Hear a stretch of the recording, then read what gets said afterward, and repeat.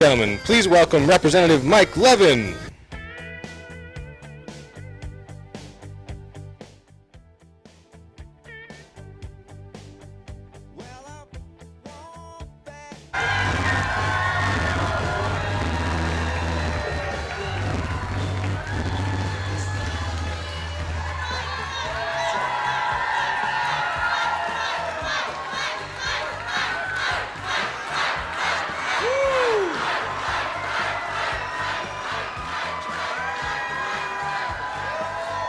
Wow.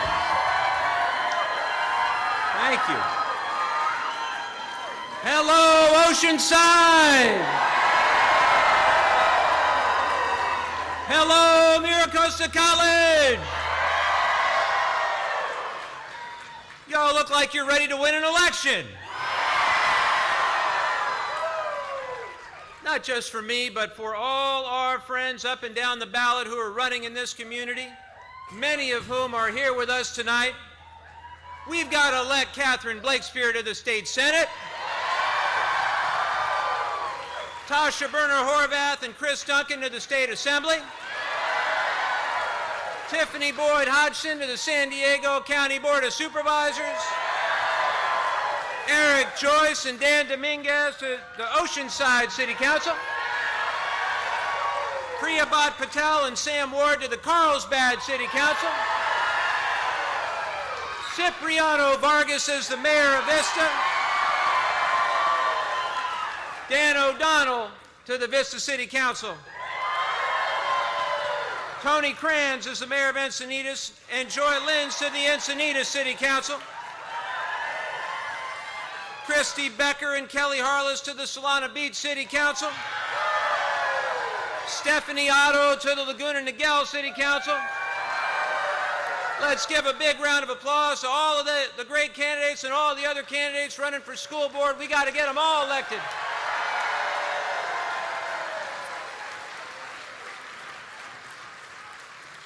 These candidates know their mission.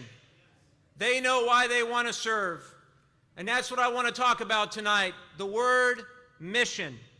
It's a word with different meanings to different people. To our president, who spent his life in public service, saved this country from a second term of Donald Trump.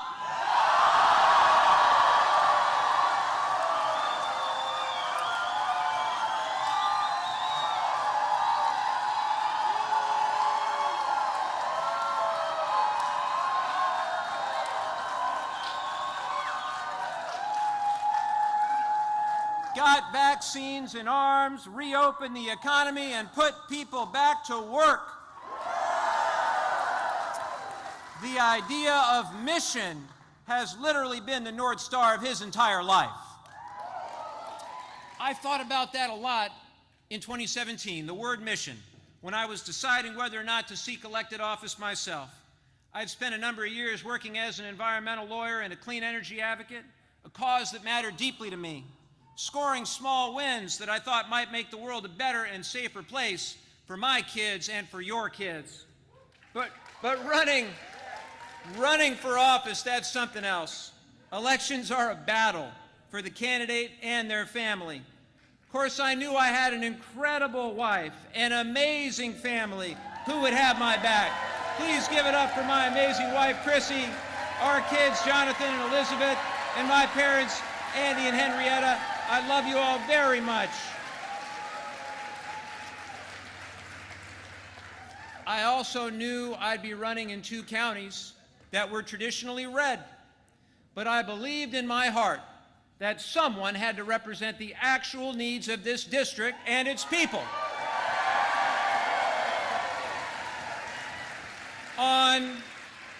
On health care, on lowering the cost of prescription drugs, protecting our environment, standing up to political corruption, supporting the people who roll up their sleeves and actually go to work every day.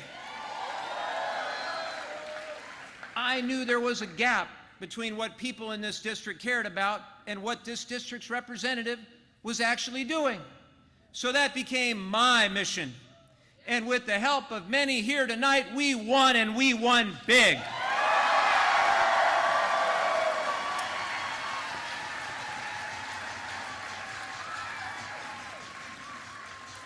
4 years later, the mission has become even more critical. Tonight, we live in a country in which one of the two major political parties, the one we used to call the GOP, has now radically and undeniably altered its mission. Folks, I've been in Congress for almost 4 years now, and I thank you for that privilege. But in those 4 years, I have seen a transformation almost too total to believe. Colleagues of mine who became Republicans when that party stood for small government, law and order, personal accountability, and hawkishness on Russia now find themselves in a party that stands for none of those things.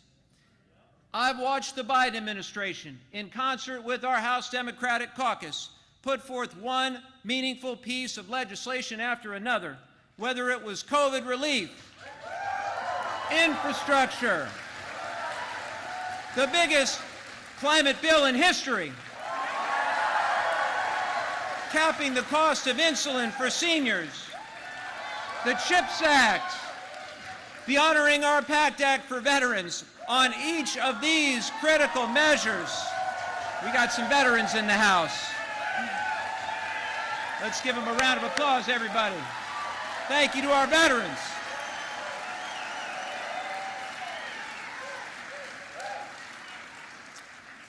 On each of these critical measures, legislation designed to make life better for all Americans, the other side sought to delay and destroy. That was their mission. But I'm proud to say that our mission was stronger. Our mission was stronger. Our belief in it was greater, because all those things passed, and now they're the law of the land because of President Joe Biden.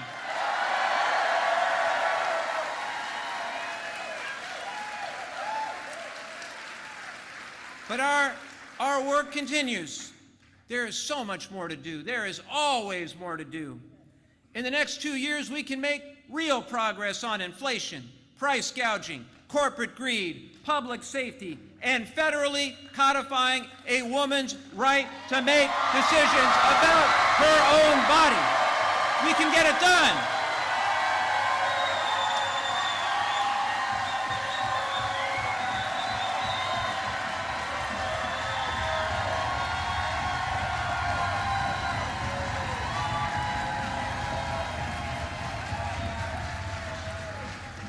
We can stop the other side from making government-mandated pregnancy the law of the land. We can stop the other side from creating a national surveillance state to track women of childbearing age. We can stop the other side from trading your religious liberty for governmental control. And while we're at it, we can ensure that universal background checks make it far more difficult for guns and assault weapons to fall into the hands of the most dangerous among us.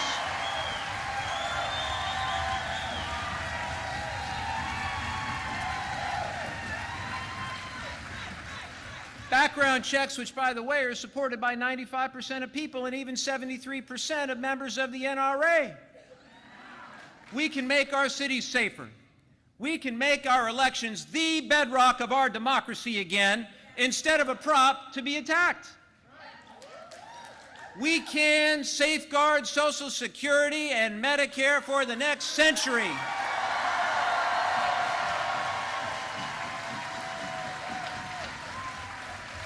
Lest those like Mitch McConnell or Kevin McCarthy or Rick Scott try to steal it away. Don't boo, as the president says, vote, vote. In 5 days, everybody needs to vote. We can stand up to Russia and China, and we can stand up for the brave fighters in Ukraine.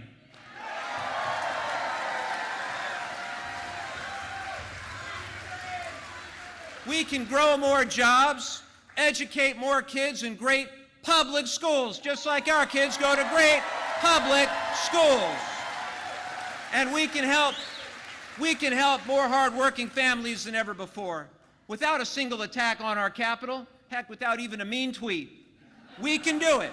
We can do it. All we have to do is win on Tuesday.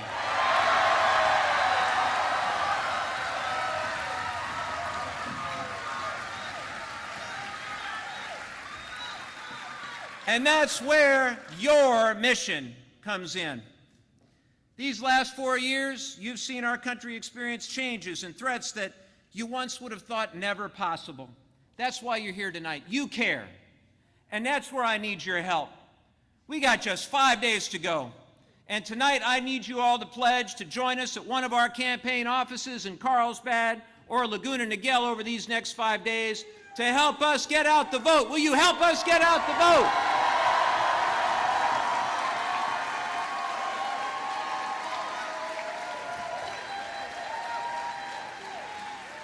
All right, now I want to go in those campaign offices and see them packed with everybody here. Y'all are promising me you're going to do it, right? All right. I need everyone these next 5 days to do more than just yell at the TV. I need you to knock on doors. I need you to make phone calls. I need you to get out that vote, and when we do well, all of those down ballot races are also going to do well with your help. Can we do it together?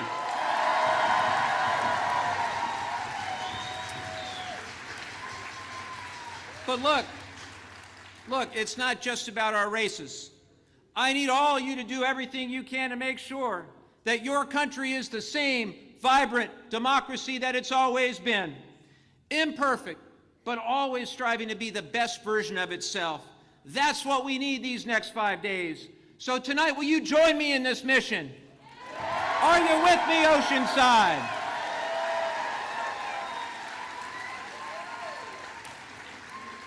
Let me just say one last thing.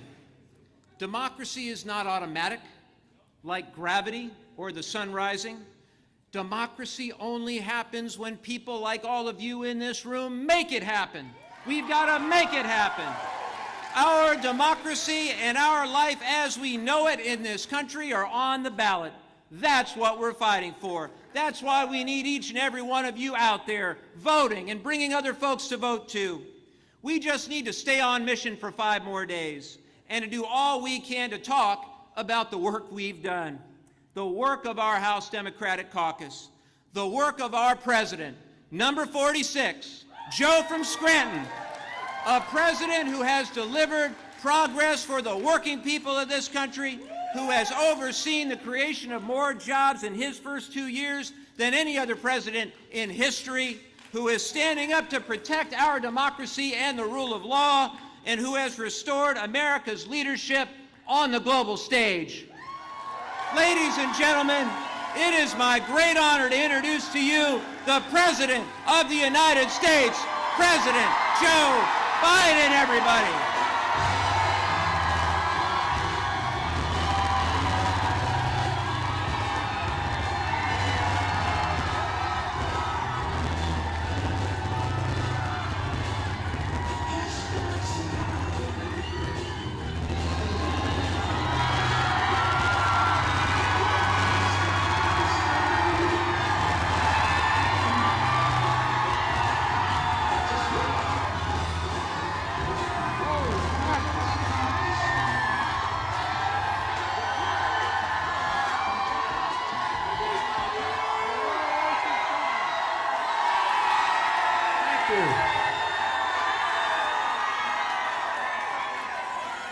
Well, thank you.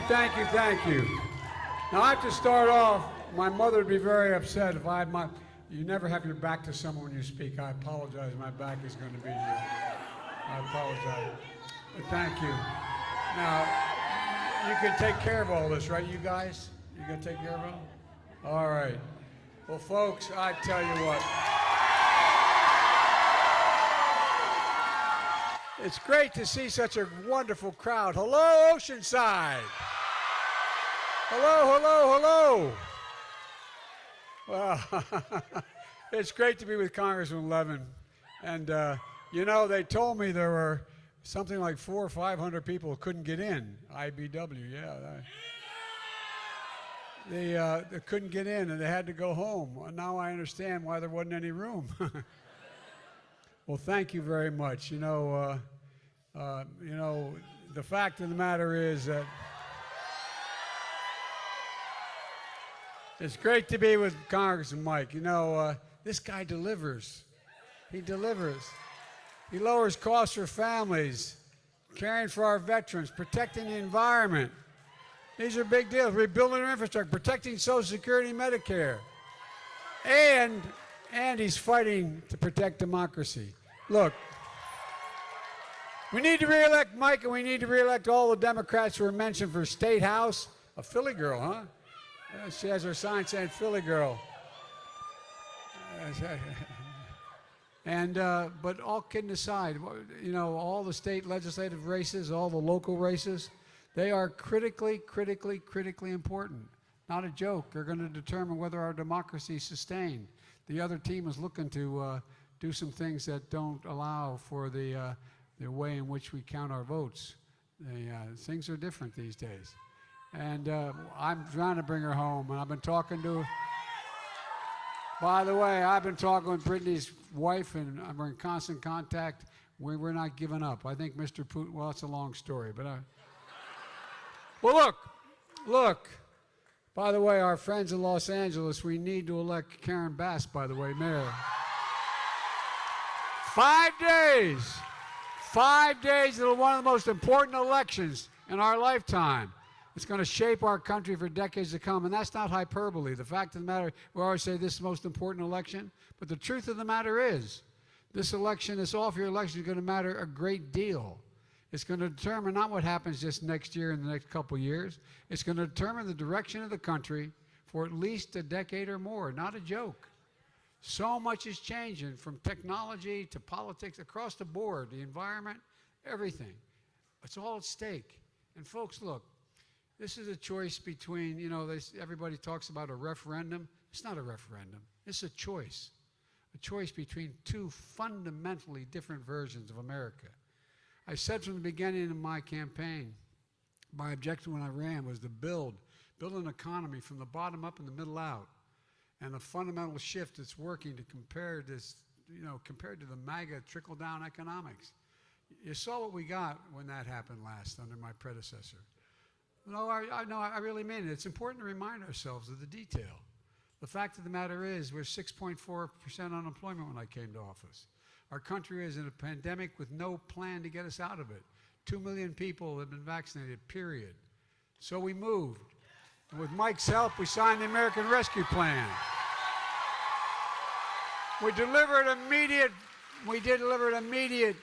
relief for folks who need it to get those vaccinated shots in their arm. We got over 655 million of those shots so far. And folks, and you know, one of the reasons why the governor here and the governor of all the states was able to keep police on the force, keep firefighters in the force, keep teachers in the classroom is because of the legislation we passed without one single Republican vote. It was all federal money that came to the states to allow that to happen, and Mike helped make that happen.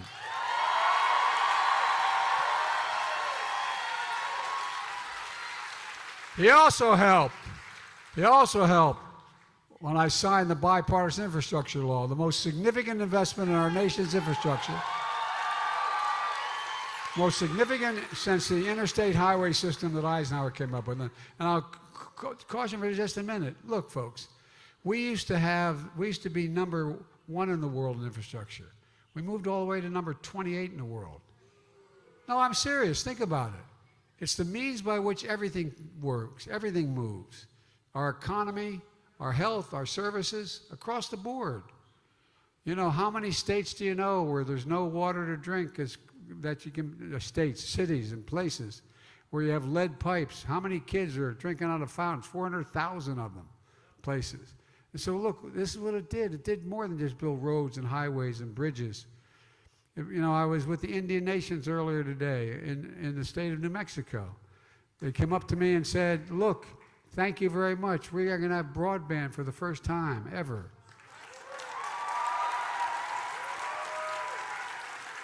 And look, it also is going to fundamentally improve the environment. One of the things Mike has really, really worked on is the environment. And one of the things we did, we came up with $66 billion to deal with rail. Here's the deal. You know, if people can move from one spot to another on rail as fast as they can do in their automobile, they stop using their automobile. It's going to save literally tens of millions of tons Tens of millions of tons of pollution that aren't going to go up in the air because we're going to build. And by the way, I know a thing or two about rail. I travel 250 miles, 58 miles a day. You think I'm crazy? Now, I'm not nuts, but you know, what happened was I got elected to the United States Senate when I was 29 years old. I was down in Washington. I couldn't be sworn in yet, but I was down in Washington hiring a staff, and I got a phone call saying the tractor trailer broadside of my wife and 3 kids Christmas shopping killed my wife and killed my daughter.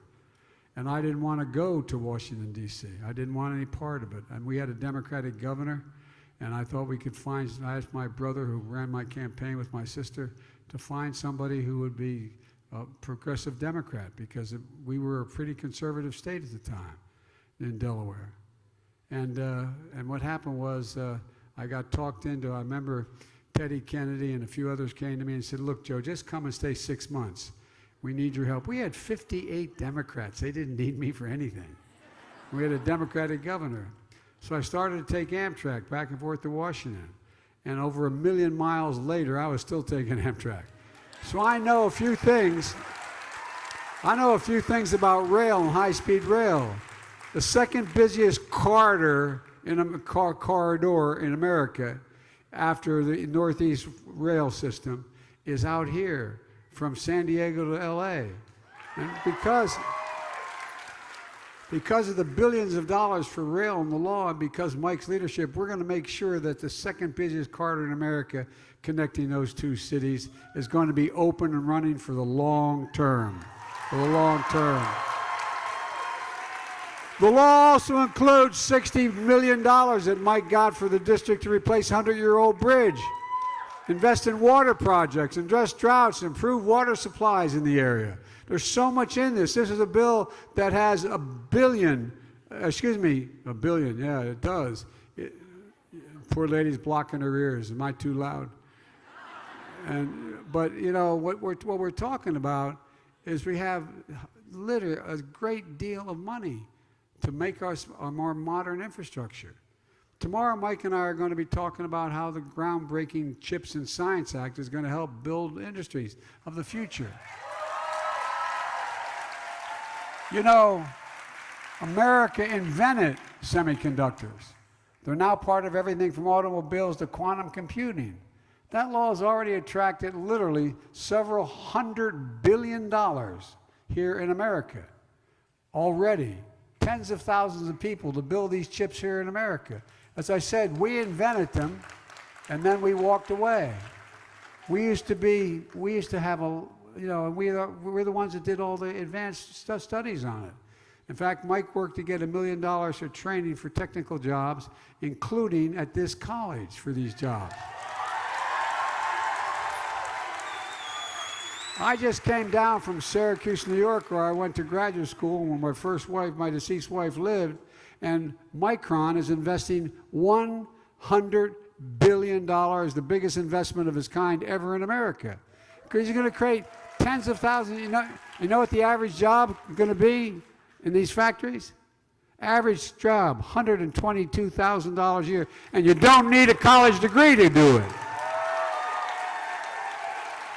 Just outside of Columbus, Ohio, we went and announced that $20 billion to build a semiconductor factory on 1,000 acres in a field of dreams. The vast majority of these jobs, I said, pay between $120,000 and $130,000. With Mike's help, I signed the Inflation Reduction Act to bring down the cost of everything you talk about around the kitchen table. Without a single solitary Republican vote in the House or the Senate, not one single Republican supported it. In Congress, we took on Big Pharma and we beat them. We beat them. They spent millions of dollars to try to lobby us. I'm not joking. I've been in this fight for over 30 years trying to take them on. Folks, look, the fact of the matter is, we're capping seniors' out-of-pocket costs for prescription drugs beginning January 1st at $2,000 a year, even if it costs them $20,000 a year. They're not going to pay more than $2,000 a year. And some of these cancer drugs are $10,000, $12,000, $14,000. If Big Pharma continues to raise drug prices faster than inflation, guess what? They're going to have to write a check to Medicare for the difference. No, not a joke. They raised the price of 1,200 drugs last year. 1,200 without a single change in the makeup of the drug. Folks, look. We spend more money on prescription drug, the same prescription drug made by the same company, sold in San Diego, Washington, D.C., Paris, or in Berlin. They pay significantly less in Paris and Berlin for the same exact drug, same company. And folks, look, we're going to put a stop to that. We're also capping. I bet an awful lot of you know people who need insulin for diabetes. Well, guess what? You're paying, depending where you live, somewhere between $400 a month and $1,000 a month. Well, guess what? They're not going to be able to charge you more than $35 a month. And you know why? It costs them $10 to make that drug. 10. They make a significant profit. And by the way, you know, we're in a situation where we're making the biggest investment ever to deal with climate crisis. That's right. You got it, man. And this is one of the leaders. Right, where the hell is he? He was right there, anyway. But all kidding aside, $398 billion. And hey, guess what's going to make a big difference? A gigantic difference. Look, it includes tax credits. Tell families, buy energy-efficient appliances. Put solar panels on your home. Help you buy electric vehicles. Weatherize your home. Things will save, experts say, an average of $500 a year, according to experts. By the way, my dad used to run an automobile agency. He never owned it. I got the dubious distinction. I grew up in a nice neighborhood, but it was a 3-bedroom house, split-level home, 4 kids, and a grandpa living with us, and very thin walls. God bless my parents. But all kidding aside, my dad ran an automobile agency. He was the general manager for a long time. And you know what? The idea, so I asked all the CEOs of the major American automobile companies come to the White House. And this is the time that, you may remember, the chairman of the board of General Motors, Mary Barra, was suing the state of California for having a standard higher for emissions than the rest of the country, and saying it was not. We had a long talk. And a week later, she called me. She said, we're dropping the suit. And guess what? We're going to go all electric. We're going to give 50 all electric.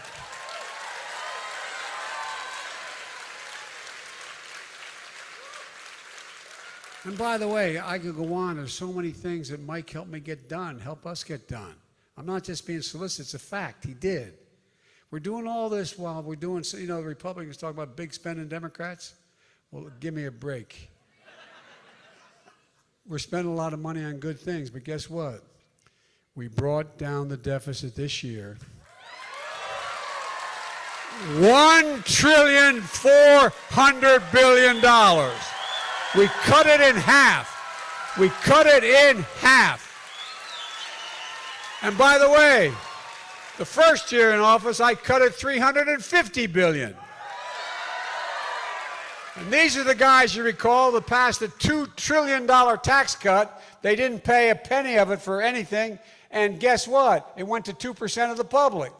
Folks, look, I'm tired. I've had it up to here with hearing them. And we're going to further reduce the deficit by over the next decade, over $250 billion more. A big part of that is because we're making the biggest corporations begin to pay a little bit. You know, I love this. I love it. You know, in the year 2000, there were 55 of the Fortune 500 companies that made $40 billion. You know how much they paid in tax? Zero. So I imposed I passed a law that said they had to pay 15%. If you're a school teacher, you pay more than 15%. Just 15%. Just 15%. And they're whining. They're squealing like, you know what? Give me a break. Folks, And because of this deficit reduction, we're able to ease the burden on student debt.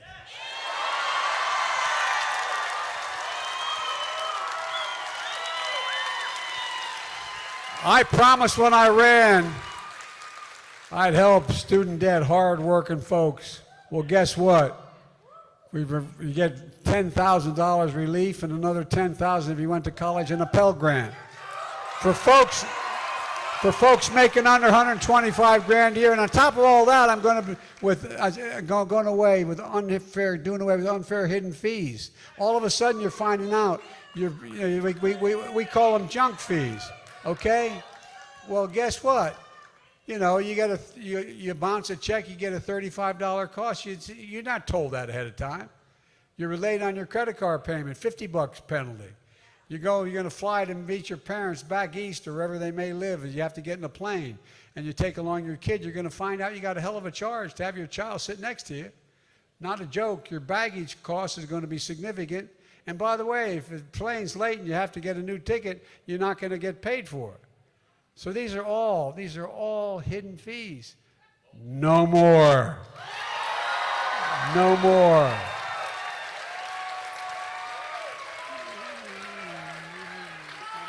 And by the way, you know, in the process of all, I can't read what you're saying, kid. I'll look at you later, okay? I have no idea what it says. He's holding up a paper that has small print on it. I'm pretty good, but oh, God love you. Well, let me tell you. You know, one of the things that I found when I was a kid, up until, quite frankly, I was in college, I used to stutter. And stutter is a really debilitating thing because people it's the only, if I told you I grew up and I had a cleft palate and it was fixed, no one would laugh. If I told you that I grew up and I had a club foot and it was fixed, no one would laugh. But when I say, which is true, I used to talk like that when I was a kid. It's awful hard to ask the girl, will you go to the prom with me? It sounds funny, but guess what? It makes you feel like an idiot. And by the way, I say to any stutterer, it cannot define you. It will not define you, period. There's 35 kids that I keep in contact with. Remember the young man who nominated me? What courage it took for me. He's a serious stutterer. You know, did you ever see the movie The King's Speech? Well, the guy who actually managed that, he got the copy of the speech that the king used when he made that famous speech about World War II, about the Germans. And he showed me, and he did exactly what I do. If you look at my speeches, there's hash marks along.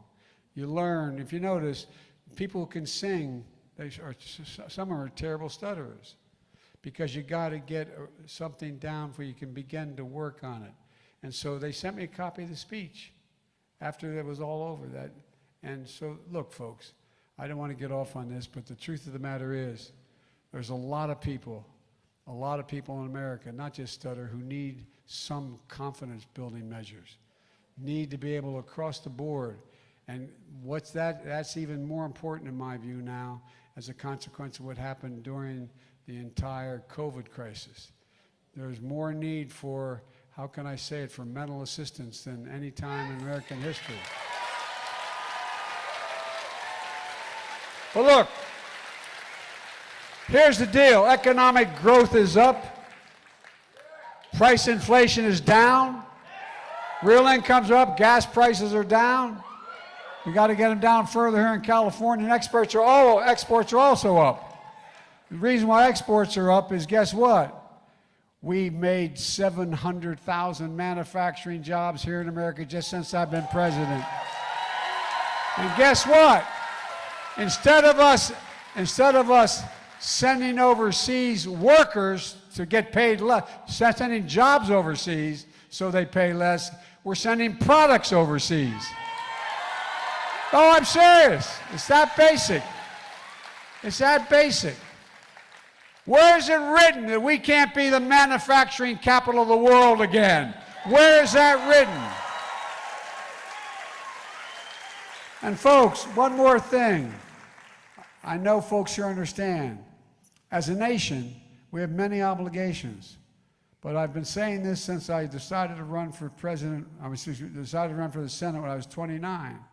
We only have one truly sacred obligation: to prepare those we send into harm's way and care for them and their families when they come home. Well, up till now, we haven't been meeting that obligation. Up until now, families, we used to pick up the phone.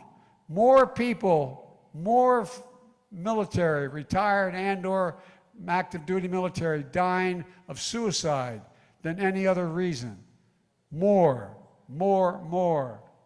Well, they pick up the phone and call the VA and say, I need help. And they say, well, in about 4 days you can come on in. Guess what? We, in fact, decided to fix that. We are fully funding the VA now.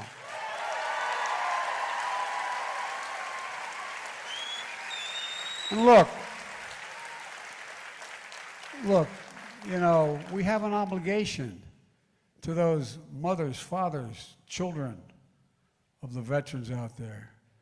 I mean it. You're the very backbone and sinew of this nation. 1% of America defends the other 99% of us. 1%. And we owe them.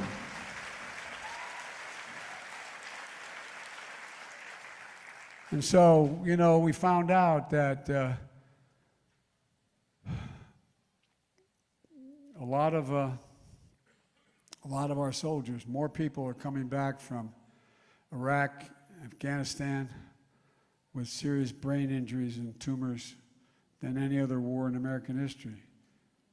Other than the Civil War, more amputees are coming back than in any wars in American history. And those burn pits, don't worry, we're going to free Iran. They're going to free themselves pretty soon. I see that. But here's the deal.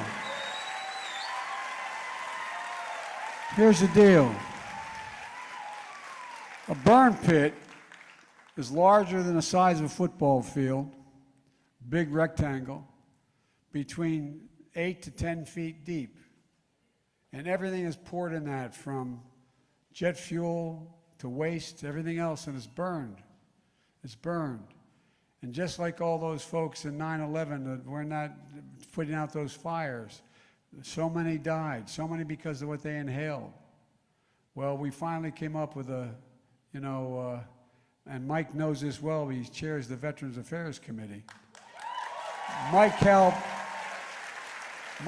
me pass, and I signed the so-called the PACT Act, the most significant law in our nation's history, to help millions of veterans who were exposed to toxic substances like these burn pits, incinerate waste of war, poisonous chemicals, jet fuel. Well, let me tell you something. I've been in and out of Iraq and Afghanistan over 38 times as a senator and as a vice president. My son was the Attorney General of the state of Delaware. My son was National Guard. My son had to give up his job as Attorney General because you could either work for the state or the federal government to go with his unit to Iraq. He spent a year in Iraq, but his hooch was only about 300 yards from a burn pit. He came home with stage 4 glioblastoma. He made it about 9 months longer than me, but there was no cure, and he died. Well, guess what? Up until this law passed, for my son's family and for those who come home who need help still physically, no help at all. Finally, they're entitled to full medical care.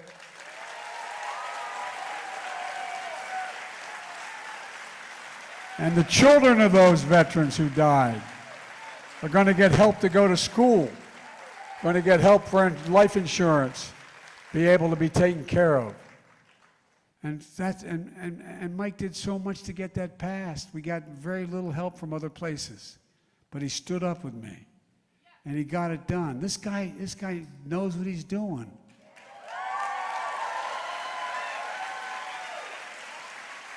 As that PACT Act empowers the Department of Veterans Affairs to determine more quickly if a veteran's illness is related to toxic exposure. And for families of veterans who died from that exposure, it means monthly stipends, life insurance, tuition benefits. And by the way, the American Rescue Plan invested $17 billion in veterans' health care and mental care, suicide prevention, to deal with the fact that more veterans die by suicide than in battle. And folks, one more thing we did together. We passed the most significant gun safety law in nearly 30 years.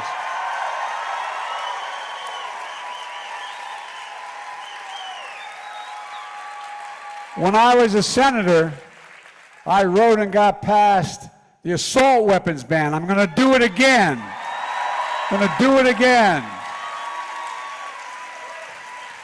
Look, the bottom line is this: we made a lot of progress over the last 20 months, but it wouldn't have been made without Mike's leadership.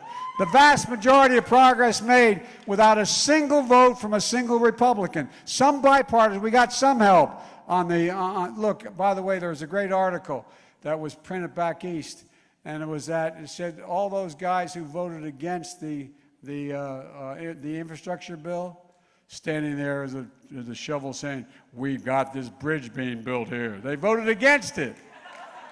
No, I'm serious, not a joke. But but I said when I ran and I got elected president, I'd be the senator, go from being a senator to a president for all the people.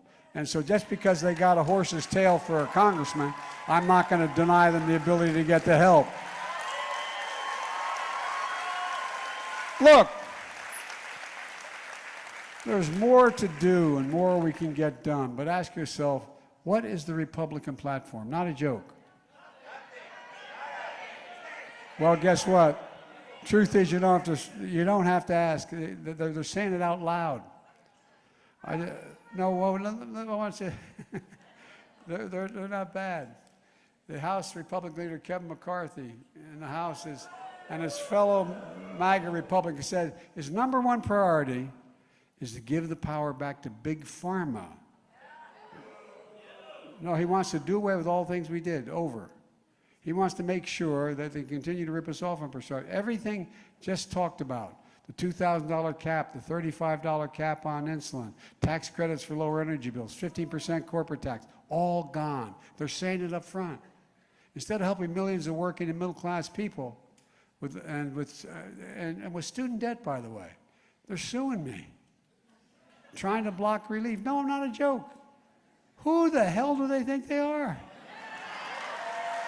Look. By the way, article published, the very people who are saying things like, and I won't go in I'm keeping you too long, you understand, I apologize. But look, you have a whole lot of folks out there who are talking about how this is a waste of money, and you have Ted Cruz saying this is an outrage, all this stuff. Well, guess what? They said we're giving it to people who don't deserve it, et cetera, and the student relief. But guess what? They have a number of these members of the Congress that got significant payment from the PPP program, the program that said when they lost their business one of them got back $2,100,000. The same guy that's beating the hell out of me because I'm trying to help people with a student debt.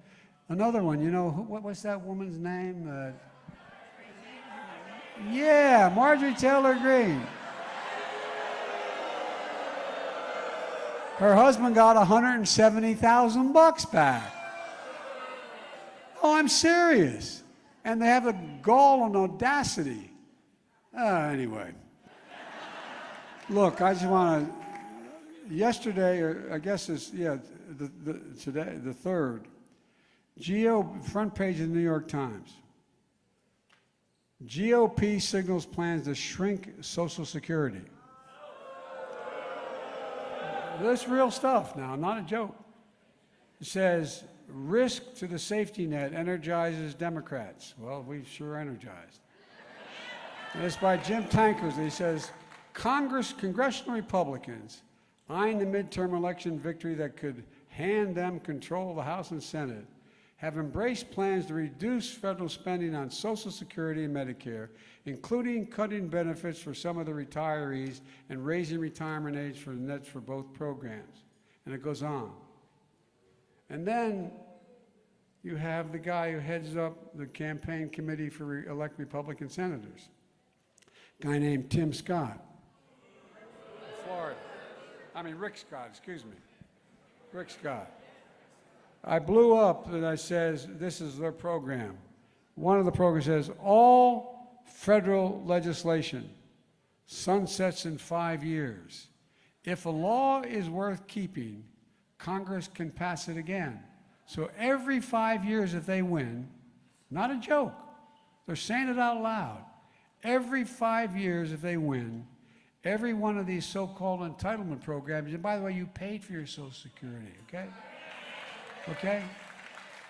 If you don't vote it into law again, it goes away. No, not a joke. Every 5 years, it will completely eliminate the system if they don't vote for it, if they have the votes not to vote for it. In other words, if it goes out of existence, if Congress doesn't vote to keep it. Isn't that wonderful? And then along came a senator from Wisconsin named Ron Johnson. Bless me, Father, for I have sinned. He thinks, not a joke, he thinks 5 years is too long. He thinks Social Security and Medicare should be in a chopping block every single year. Which means, I'm not making this up. If Congress doesn't vote to keep it, it goes away. But he doesn't want just Social Security and Medicare on. He wants to put veterans benefits and everything else in the federal budget at risk.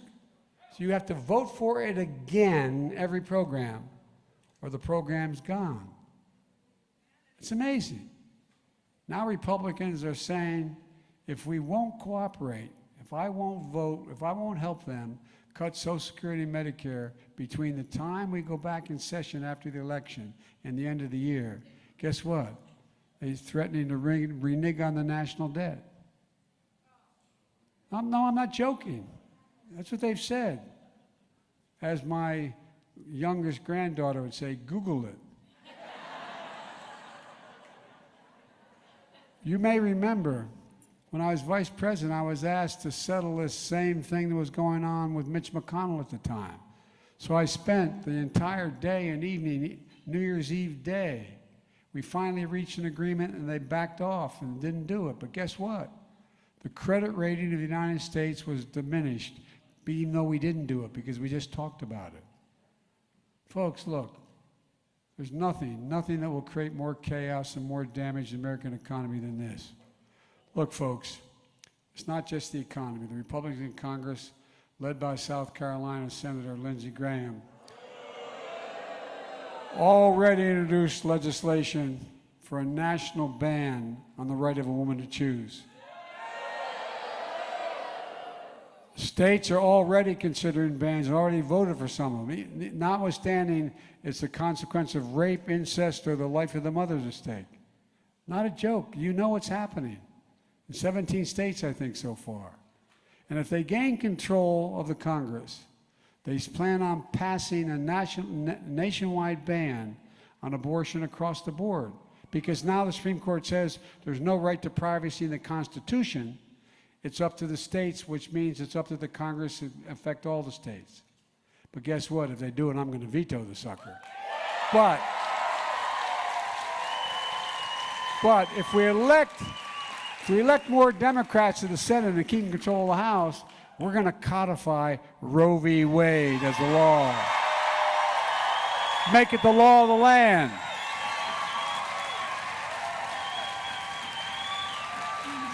Well, folks, look. I spoke last night on national television about democracy. I said democracy is on the ballot. A lot of the press asked a legitimate question. Why am I talking about democracy? No, not a joke. Why is that an issue? Well, The reason I'm talking about it is that 70% of the American people in one poll think democracy is at risk right now. There's too much political violence. There's too much intimidation. There are more than 300 election deniers on the Republican tickets this year for state, federal, and local government. And I mean, this is really serious stuff. If a Republican nominee for Congress, for governor in the state of Wisconsin wins, here's what he said. He said, if I win, my party will never lose another election in Wisconsin. Now, he's either a prophet or he plans on doing something about election law. No, they're trying to suppress the right to vote and subvert entire elections. We can't let that happen. Look, folks, it's real simple. You can't call yourself a democracy or supporting democratic principles if you say the only election that's fair is the one I win. No, I'm serious. That's what's being said. You can't do that.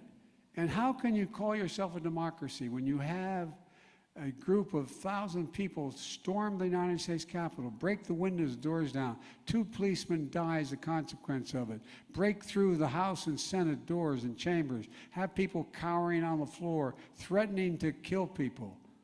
You saw what happened to Paul Pelosi in the effort to get to Nancy. Well, guess what? What do they call these guys? What does Trump and all his Trumpies call it? No, he said they're patriots. No, not a joke. These are patriots. You know, my whole career I've worked in foreign policy, and I've known every major head of state for the last 25 years. When I was vice president, the president asked me to do an awful lot of the foreign policy and travel around the world. And when I became president, I went to the first, what they call G7 meeting, the 7 largest democracies in the world, economies. And I sat down and I said, America's back. And one of the presidents, well, by the way, one of the presidents said to me, I think it was Macron, looked at me and said, for how long? And then I think it was Schultz, I'm not positive who the second one says, imagine, Joe, if in fact you went to bed tonight here in England, woke up in the morning and found out that the British Parliament was attacked. They killed 2 cops, broke down the doors of the Parliament, went into the House of Representatives to stop the House and to stop an election outcome. What would you think? What would you think? What do you think we'd think? We'd think, oh my God, what's going on? And then if that folks were called patriots, what does that say? I'm not joking. This is deadly earnest. The reason I made that speech last night is we're going into an election. And you have all these people saying they don't accept the outcome of the last one, and they're not guaranteeing they'll accept the outcome of this one. How does that represent anything remotely approaching a democracy? Well, look, folks, let me close with this. I said this election is not a referendum, it's a choice, a basic choice. So I call on Democrats, when everything's at stake, and mainstream Republicans and independents to come together to meet this moment. I truly believe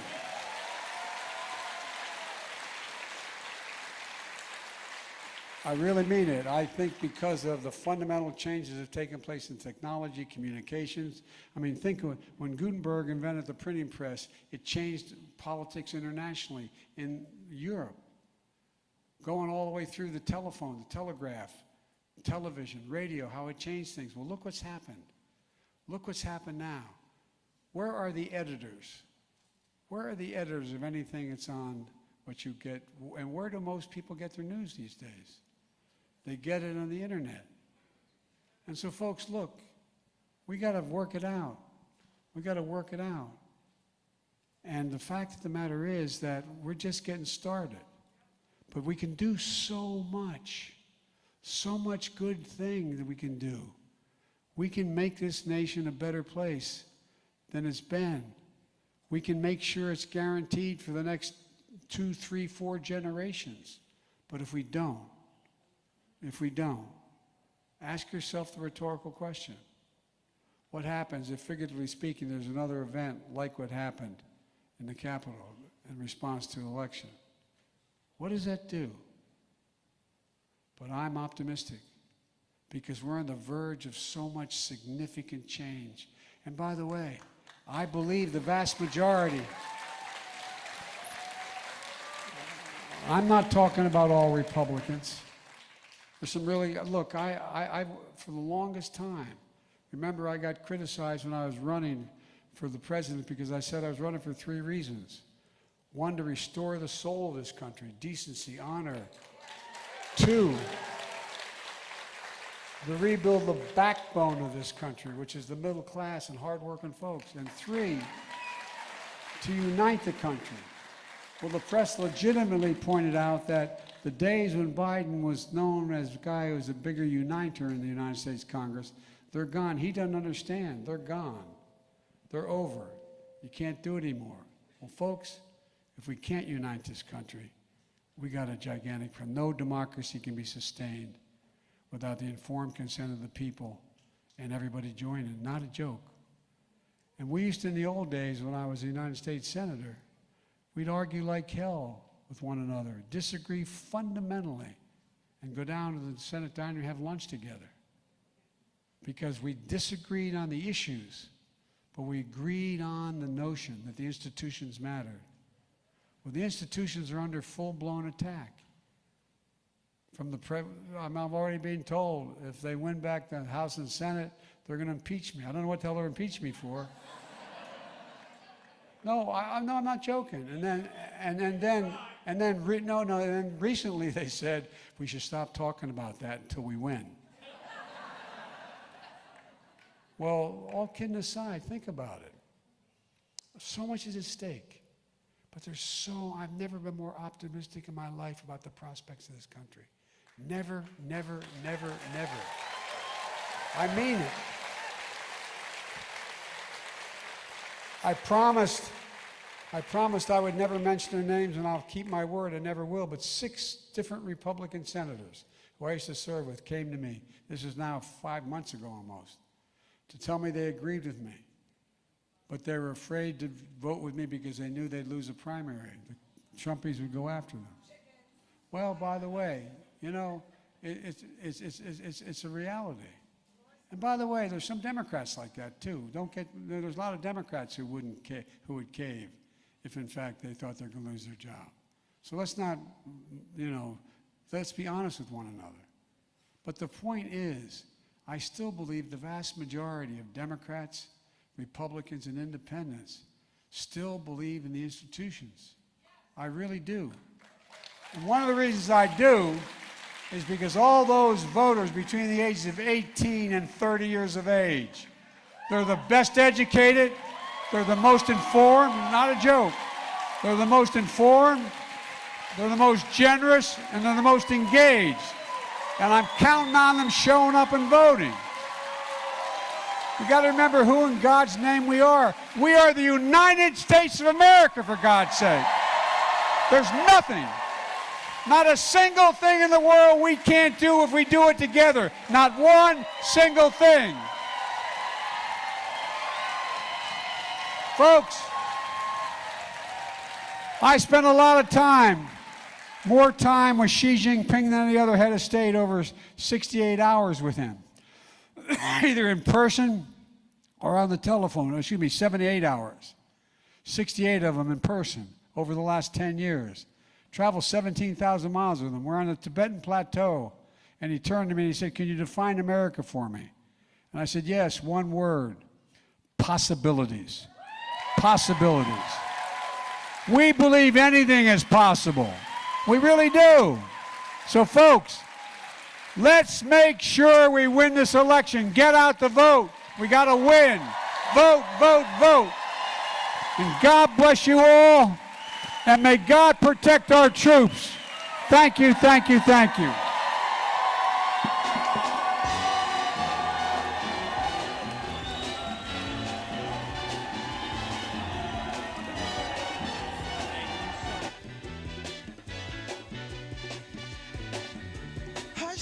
child, and don't cry.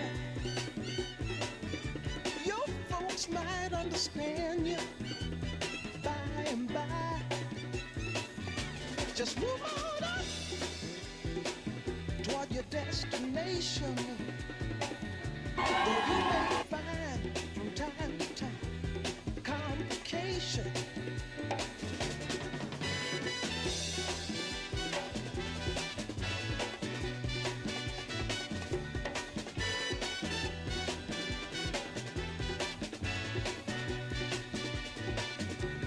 Bite your lip and take the trip. Though there may be wet road ahead and you cannot slip, just move on up. For peace you'll find into the steeple of beautiful people where there's only one kind. So hush not, child, and don't cry. Your folks might understand you by and by. Move on up and keep on wishing. Remember your dream is your only scheme, so keep on pushing.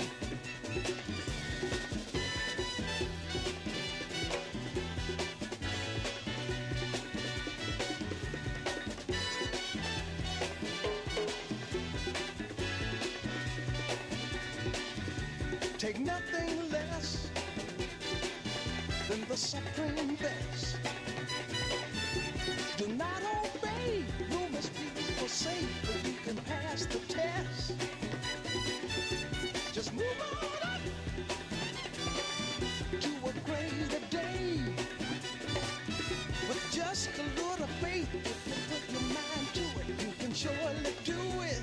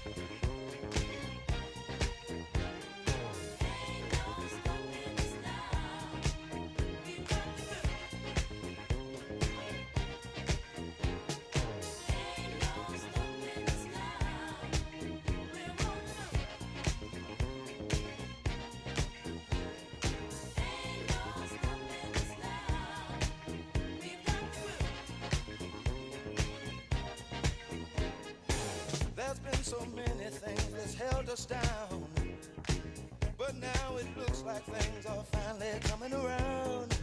I know we've got a long, long way to go, and where we'll end up, I don't know. But we won't let nothing hold us back. We're putting our show together, we're polishing up our act. And if you've ever been held down before, I know you refuse to be held down anymore. Well, don't you let nothing, nothing stand in your way. I want y'all to listen, listen to every word I say, every word I say. Ain't no stopping us now. We're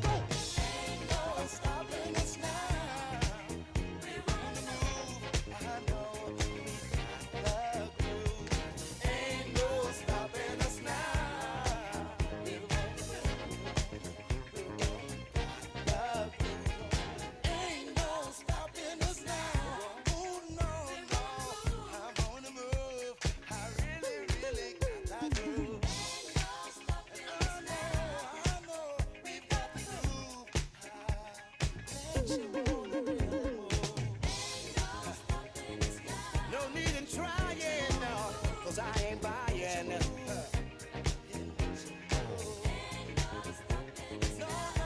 Don't try to stop us, no, no, no.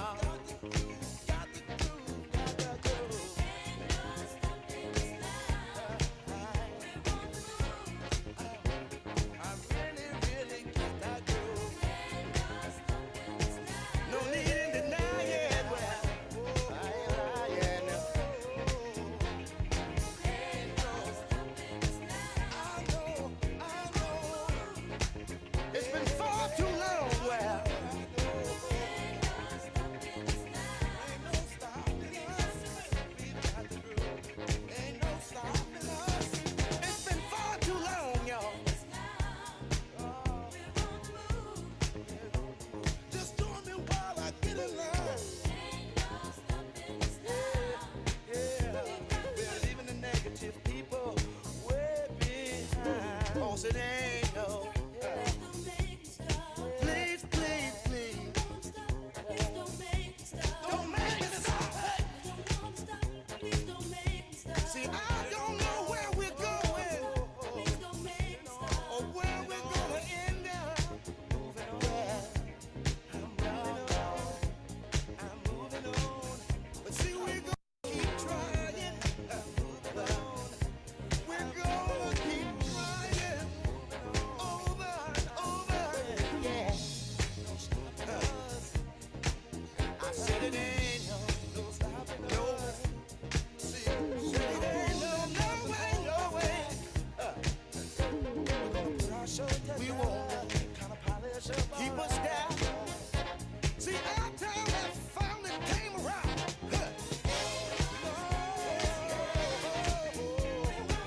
Say we're on the move. We're really